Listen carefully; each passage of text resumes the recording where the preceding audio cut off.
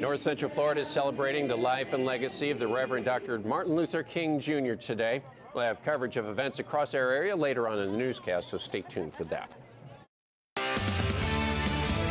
From your local source, WCJB TV-20, this is TV-20 News at 6.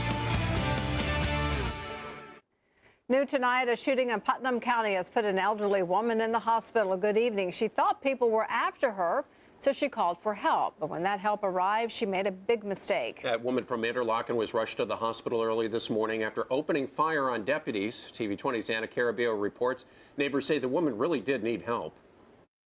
According to the Putnam County Sheriff's Office, 61-year-old Diane Connor had called the police for help because she thought there were burglars in her yard. But after arriving at her home and checking the area, deputies didn't find anyone. We heard all this pow, pow, pow and got up and saw the police out there. Jackie Price and her husband Bob Thomas received various phone calls from their next-door neighbor on Sunday night. Price says her neighbor Diane Connor called her and said her phone line was being tracked. She said, well, the gangs are out here watching me too, so they're coming after me. Price says this isn't the first time Connor acted this way. And in December, she was doing the same thing to me. She came over to talk to Bob about the same thing. She said people were watching her and could listen to her across the lake and everything. So she thought everybody was after her. Connor called the sheriff's office and then refused to believe the man outside her home was in fact a deputy. She continued to call her neighbors until they contacted the authorities themselves. This time when we went back, there were 2 units that responded, 2 deputies went back to the house. Connor stepped into the driveway with a rifle and started to shoot at the 2 deputies. And that's when Deputy Thomas Berger returned fire, hitting her 4 times. I think it's sad, but you know, I know the police, if someone pulls a gun on them, they have to react. And I think it's sad that she didn't either know to get help, or if she does pull through, maybe she will get help now. Neither of the deputies were hurt, and Sergeant Woods says they took the necessary precautions. It's hard to not be complacent when you go to calls that seem simple, or you go to calls over and over and everything's fine and nothing goes wrong. But unfortunately, you honestly really never know, and you have to be prepared for this type of thing. It's a very unfortunate part of our job. Sergeant Woods says Connor underwent surgery and is currently in the ICU unit. Anna Carabio, TV-20 News. We're following a developing story out of Levy County. An inmate at the Levy County Jail was pronounced dead today at a Williston hospital. According to staff, 43-year-old Terrence Lamar Wiggins collapsed around 5:30 this morning at the jail. Emergency services responded and transported him to the hospital where he was pronounced dead. Officials say Wiggins had a medical condition prior to his arrest in November.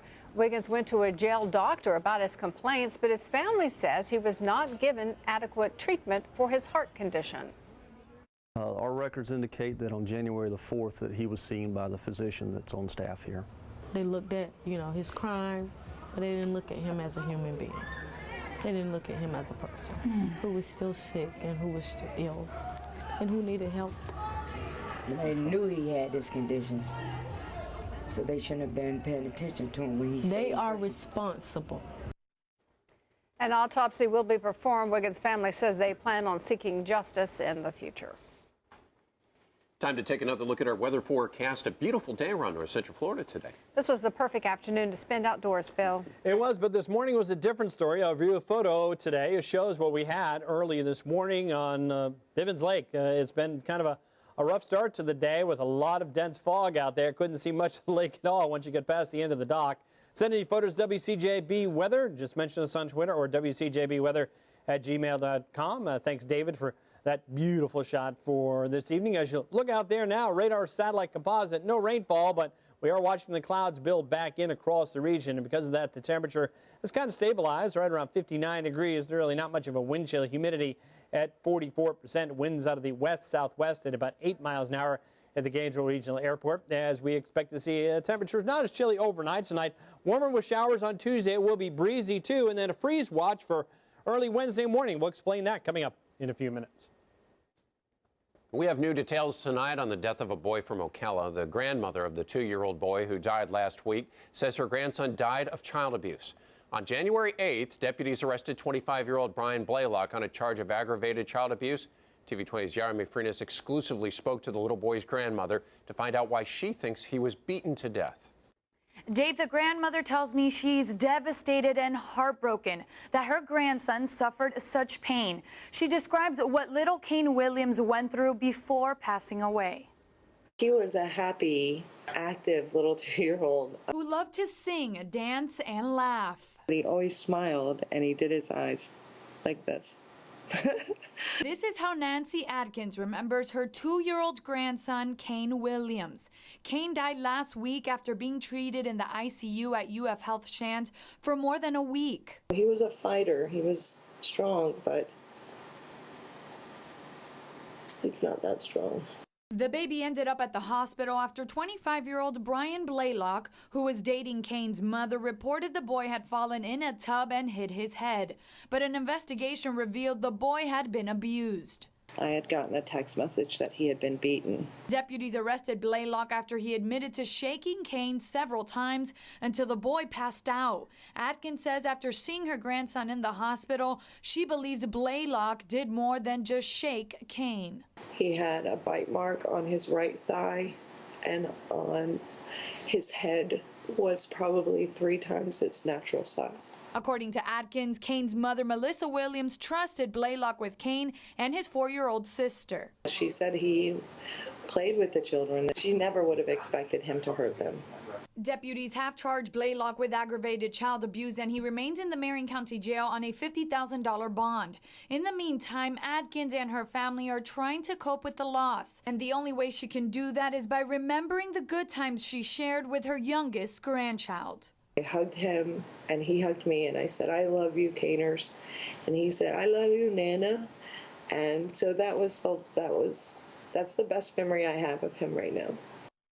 Records show Blaylock was arrested in 2007 for lewd and lascivious battery on a 15-year-old. Atkins says Kane's funeral will be held in Lakeland sometime this week, and the family is currently trying to raise funds to pay for Kane's funeral and medical bills. Visit our website, WCJB.com, for more information on how you can help. Jeremy Frinas, TV-20 News. From the mouths of babes usually comes the most honest answers. And in celebration of Dr. Martin Luther King today, kids in Alachua County told our cameras what Dr. King's legacy means to them. TV-20's Kyla Ryan was right in the middle of all the action in the MLK March in downtown Gainesville and says some of the children think our country has come a long way. But some told me we still have a long way to go, Paige. One high school senior urging kids to make the battle that Dr. King and others fought worth it.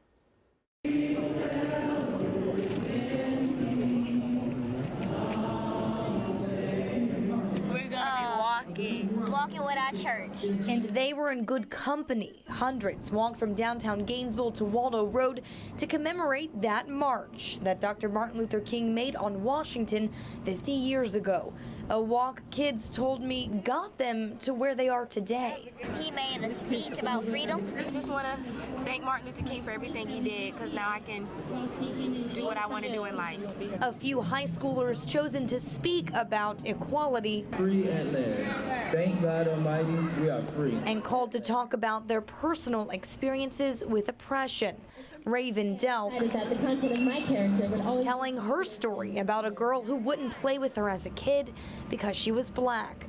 But it was a story that led her to help her community and earned her the Edna M. Hart Keeper of the Dream Scholarship today. People tell you that you can't do it because no one else has done it before, but don't let that stop you, because in the civil rights movement, they were the first people to really make that change. And I mean, their lives were at stake, but they made that sacrifice so that we could have the opportunities that we have. So, you know, make their struggle worth it. Another reminding me that those lives included more than just Dr. King. It's a whole bunch more people that we always forget about that always helped along the way. Help for African Americans that one high school senior says has a long way to go until King's dream realizes its full potential. We still have a lot of progress to make, and the fact that the whole community knows that it's really important, because then we can take the big step together towards a brighter future. North Central Florida also had something to celebrate today. The Martin Luther King Jr. Commission of Florida, founded here in Gainesville, is celebrating its 30th year. Kyla Ryan, TV-20 News. Coming up in less than 3 minutes. A string of structure fires in one north central Florida community has officials asking a lot of questions. The story in a moment.